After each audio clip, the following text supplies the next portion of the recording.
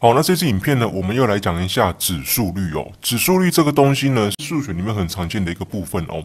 但是呢，因为这个数学的部分呢，我们在序列项目分析以及这个生产理论的时候呢，比较常用到。那所以呢，我们这边就不得不提一下哦。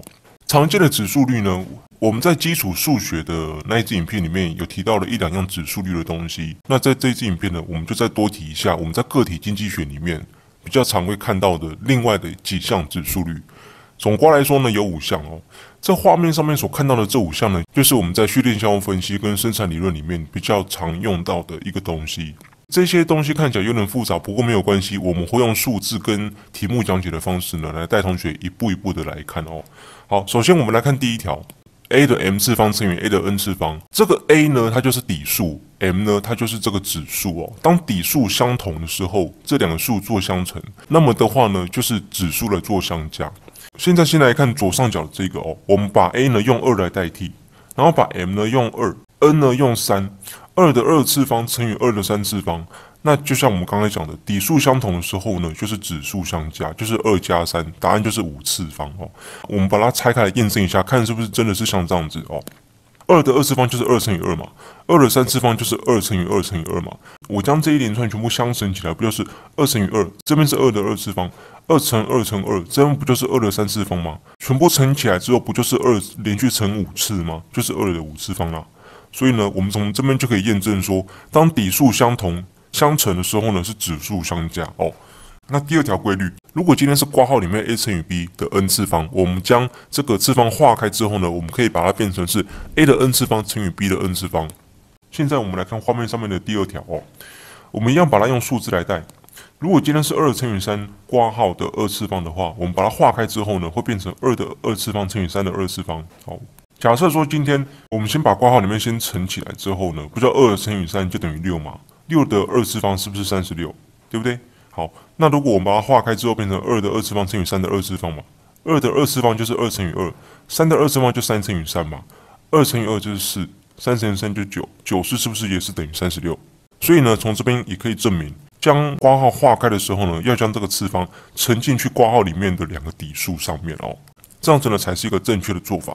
那我们呢现在就用一下那个简单的算式呢来带一下哦，在生产理论那一章里面呢，我们要计算规模报酬固定的时候呢，我们要用一个数学来证明哦。那这个规模报酬固定呢，它就是指说，当你的要素投入 L 跟 K 2样要素，就是劳动跟资本的时候呢，你会得到若干单位的这个产量。那如果说呢，这时候你的劳动跟资本呢，它的要素投入呢都变动烂打倍，这个代号呢，我们把它称为是烂打。都变动烂打倍的时候呢，最后呢，你的这个产量也会变动烂打倍。那要怎么用数学来证明哦？以下我们就来讲。你已经有念过生产理论这一章的同学呢，我们就来复习一下。如果说你还没有念到生产理论的话呢，这边呢也不用管 Q 是代表什么 ，LK 是代表什么，烂打是代表什么，它就只是单纯的一个代号而已，不具有任何的意义。你可以把它想象成 A、B、C 加1丙。然后这个烂打你可以把它想象成是三角形、正方形、圆形都可以，这没有关系，因为这些东西都只是一个代号而已。在这个证明里面，它就只是一个代号而已，它不具有任何的意义。现在我们来看哦，这个 K 跟 L 都变动烂打倍，那请问呢，我应该是要写成下面这2个事实当中的哪一种？我是要写成烂打乘以 K 的 0.5 次方，再乘以烂打乘以 L 的 0.5 次方吗？亦或是烂打乘以 K 用个括号括起来之后 0.5 次方这样子？其实当然是上面这个啦，因为你如果下面这个的话是错的，为什么是错的呢？这样子的意义呢是代表 K 的 0.5 次方这个东西变动烂打倍哦，而不是 K 变动烂打倍哦。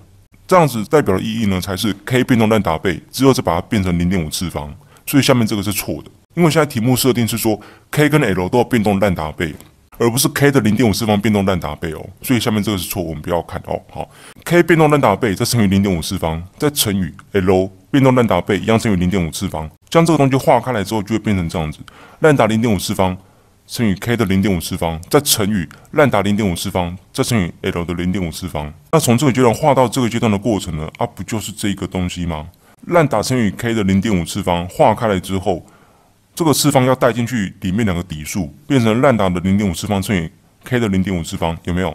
烂打乘以 K 的 0.5 次方化开来之后 0.5 要分别带进去2个底数的上面，变成烂打的 0.5 次方乘以 K 的 0.5 次方，对不对？ L 这边也是一样。好，所以从这个阶段呢，我们就可以做到这一条指数律的应用。好，接下来我们再接着看。那我们再把它位置稍微换一下，不就变成烂打 0.5 次方乘以烂打 0.5 次方嘛，对不对？把这个东西挪到这边来而已嘛，再乘以 k 的 0.5 次方乘以 l 的 0.5 次方，把这个东西挪到这边来，位置互换一下，因为都是相乘的嘛，没有差嘛。2乘3乘5就等于5乘3乘2嘛，这没有问题嘛，对不对？好，那变成这样子之后呢，烂打它两个 0.5， 底数相同，指数不就相加吗？我就将烂打底数先写下来。指数是 0.5 加 0.5 不就变成一次方嘛？一次方我们通常都把它省略掉不写了，对不对？那从这个阶段到这个阶段，我们就又可以证明了这个指数律的存在吗？底数相同，相乘的时候指数相加，有没有？底数相同的时候相乘，指数相加 ，0.5 加 0.5 就变成1，所以就变成烂打的 k 0.5次方 l 0.5次方。但是 k 的 0.5次方 l 的 0.5次方不就是这玩意儿吗？这玩意儿不就等于 q 吗？我就把它用 q 来代。所以呢，从这边我们就可以知道 ，L 跟 K 这两个生产要素，它们都变动烂打倍的时候呢，最后呢 Q 它也会变动烂打倍，就是呈现一个规模报酬固定的一个状况哦。再来，我们来看第三个指数律哦 ，A 的 m 次方除以 A 的 n 次方的时候呢，底数相同，相除的时候呢，则是要将这个指数相减哦。好，我们来看这边，2的2次方除以2的3次方。那我们把它做指数的相减，注意哦，一定要是这个前项的指数除以后项的这个指数，变成2减3，就变成2的负1次方。我们之前在基础数学的影片里面有说了，只要次方是负的，就是将这个底数挪到分母的意思。2的负1次方就变成2的1次方，但是2的1次方要放在分母，这样子的一个状态哦。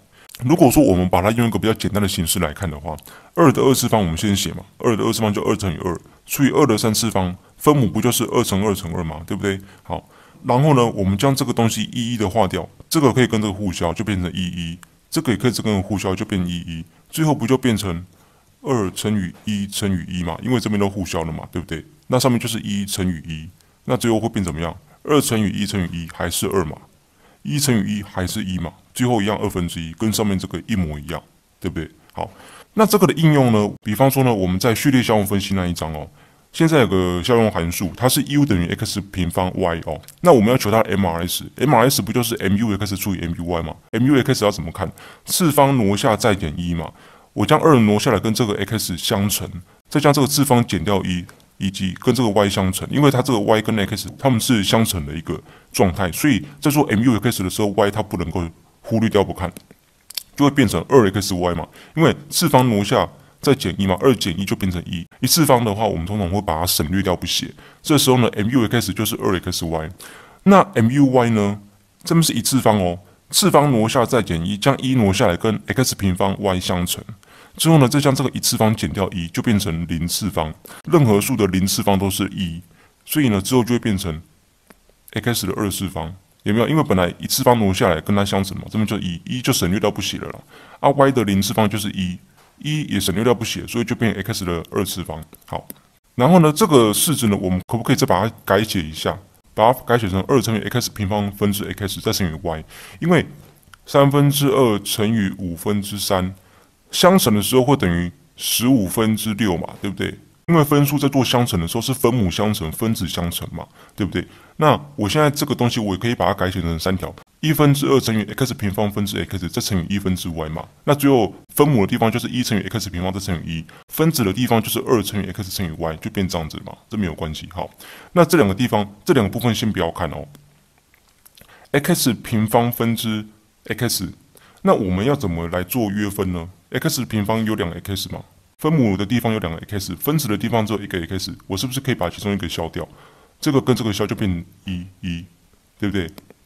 分子分母都同除以1个 x 嘛，就两个都约掉了嘛。好，那现在这样子的话就变成 x 分之1咯，对不对？好，我们从这边来看好了，分子分母都有1个 x， 我就把它各消掉1个，就变成了1了嘛。那所以最后就会变成 x 分之2y。这个是用互消的方式来看。那如果我们要用这个指数律来看的话，怎么办呢？好，你看哦，这边是1次方，这边是2次方。分子的指数减掉分母的指数，1减到2是不是就-1？所以就会变成2乘以 x 的负1次方再乘以 y。好，2y 先乘起来，2y 乘以 x 的负1次方。那 x 的负一次方，指数有负向的时候，就是将这个底数丢到分母去的意思啦，就变成2y 乘以 x 分之一。那最后是不是还是等于 x 分之2y？是不是就一样是相等的？一样啊。看到这种数学计算的时候，你要用指数相减也可以啊，但是记得哦，指数相减的时候一定是分子那一项的指数减掉分母项的那个指数，你不能够拿大的来减小的哦，不行哦。不管大小，你一定要分子的那个指数来减掉分母的这个指数才对，1减掉2，这样子才可以。你如果用下面的来减上面的，你会算错。那如果你要用互相约的话，也可以啦，这没有关系，最后答案都会是一样的。好，我们再来看第4项指数率哦。这个 a 的 m 次方括号之后呢，在一个 n 次方化开之后呢，就会变成 a 的 m 乘以 n 次方。好，我们把它带个数字来看哦，比方说来看第4条，2的2次方之后再一个3次方。那这样子呢，我们把它化开之后，就会变成2的2乘以3次方，就是2的6次方。好，化开之后来看一下，说是不是真的如此？2的2次方是不是就2乘以2，对不对？3次方的意义呢，就是这个东西连续乘以3次。这个东西呢是2乘以2，我把它连续乘以3次之后，就变成2乘以2，再乘以2乘以2，再乘以2乘以2。有没有发现2它连续乘了6次了？全部都是相乘，所以也没有加刮弧，根本没有差。2呢，它连续乘以了6次，那不就是2的6次方吗？对不对？好，我们现在再来看一下，在生产理论那一章里面呢，也蛮常容易有这种计算题出现的哦。好，比方说今天呢，我给你一个代号叫 K 它代表资本啊。如果还没有学到生产理论的同学呢 ，K 你也不用管它是什么东西，它就只是个代号，它可以用 A、B、C 来代，它也可以用甲、乙、丙来代，它也可以用三角形、正方形、圆形来代，这完全没有关系，它就纯粹是一个代号，不具有任何的意义。今天如果 K 呢，它等于4，然后呢 Q 呢，它这个方程式呢，它就等于这个。这时候呢，我要求这个 Q 它等于多少？这个时候呢，感觉有点复杂，对不对？8k 的2/3次方，这个要怎么算呢？而且 k 的1/3次方，如果我先把 k 等于4带进去里面，8乘以4的2/3次方，还有4的1/3次方，这没有工程计算机怎么按得出来啊？既然我们先带进去的话，算不出来没有关系，那我们就先把它化开。这条路走不通，我们就先走另外一条路，整个化开来之后，看有没有办法得到另外一种东西。如果可以的话呢，化开来之后就这样 k 带进去，就可以得到答案了。先把它化开来哦，2先照写哦，8k 刮弧的2/3次方，我们刚刚这边不是讲了吗？刮弧外面有个指数，化开来的时候呢，指数呢它要同时存在于刮弧里面的这两个底数的上面。8k 的刮弧2/3次方化开来之后，又变成8的2/3次方乘以 k 的2/3次方，再乘以 k 的1/3次方，这可以照抄了哦。既然这边有 k 的2/3次方、k 的1/3次方，底数相同相乘的时候，指数相加，不就是这个东西吗？底数相同相乘的时候，指数相加 ，k 它底数都一样，那我就将指数相加喽，就变成2乘以8的2/3次方，有没有？2乘以8的2/3次方照抄过来，先把 k 处理掉，指数相加的时候就变成 k 的1次方了嘛，因为2/3加1/3就是1嘛。好，那1就忽略掉不写，把它整理一下，变成2乘以 k 乘以8的2/3次方，这个2/3次方就有点难处理了，因为根本不知道它怎么算嘛。好，没有关系，2/3是不是就是等于1/3乘以2，就变成2/3，对不对？那既然这边是个相乘的话，我能不能把它写成8的1/3次方刮弧之后再一个2次方？因为刮弧外面再一个次方的话，就是这两个做相乘嘛。那刮弧外面再一个2次方，不就1/3乘以2嘛？就2/3嘛。好，那8的1/3次方就好处理了。1/3次方我们在基础数学那一支影片也有提过啊。1/3次方就是开立方根的意思，8的立方根不就是2乘以2乘以2嘛？因为我们知道想哪一个数字在连续乘以3次之后会等于8，那就是答案了。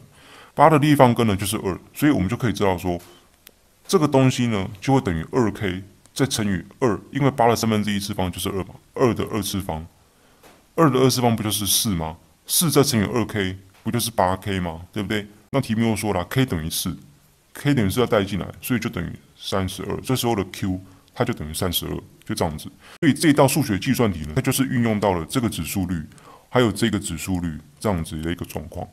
那最后一个指数率呢，则是 a 除以 b 刮弧的 n 次方呢，一样跟乘的时候一样，把它化开的时候呢 ，n 这个次方呢，一样要分给里面的两个指数哦。我们来看这一个4除以2的2次方呢，我们把它化开之后会变成4的平方除以2的平方。那当然我们可以把它写成4除以2的平方啦。那化开来之后呢，一样要分给这个分子跟分母，就变成4的平方除以2的平方。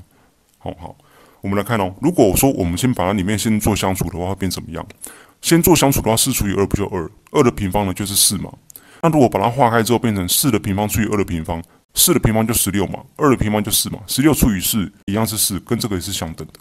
那如果把它变成这样子的时候呢，一样变成4的平方是16嘛，2的平方是4嘛，16除以4啊，还是一样等于这一个。所以这个指数率把它化开之后呢，我们可以把它写成这么多种的形式，其实结果最后都一样。好，如果现在题目呢，它现在给你的是这样子，劳动的供给呢就等于实质工资率的平方，劳动的需求呢是长这样子哦。现在题目要问你实质工资率是多少，劳动量是多少，这个呢是属于完整凯恩斯的一个范围哦。不过如果还没有学到总体经济学完整凯恩斯的同学，你也不用紧张。这个东西什么 NS 啊 W 除以 P 啊，这些它都是一个代号，一样你可以用三角形、圆形、正方形，还是甲乙丙 ABC 来代替都没有关系，在这边它就只是一个代号，没有代表任何的意义。我现在我要求 W 除以 P 这个数，也要求 N 这个数，那现在有这个东西，有这个东西，我是不是可以像供给跟需求一样，将它做个联立求解 ？W 除以 P 的平方就等于 W 除以 P 分之25的平方，对不对？好，既然两边都有平方，我就同时都把平方给消掉，就是两边同时开根号了，就会变成 W 除以 P 就等于 W 除以 P 分之25，对不对？好，然后呢，我将这个分母的地方移来这边嘛，就变成 W 除以 P 的平方就等于25嘛，对不对？那 W 除以 P 不就是5吗？因为两边再把它同时开根号嘛，对不对？开根号之后，它的平方就不见，这个25开根号之后就变成5，所以我们就可以知道说 W 除以 P 它就是5。那 W 除以 P 是5之后，我们可以带进这个函数里面，也可以带进这个函数里面，最后都可以算出来 N 呢，它就是25。但是呢，在这个阶段的时候呢，你看哦 ，W 除以 P 刮弧的平方呢，也可以把它化开哦，变成 W 的平方除以 P 的平方就等于25。但是最后你全部同时加一个开根号，将全部的二次方全部消掉之后呢，还是一样 ，W 除以 P 就等于5了。最后答案也会是一样的哦。所以呢，以上呢就是我们这个对指数率一个简单的介绍。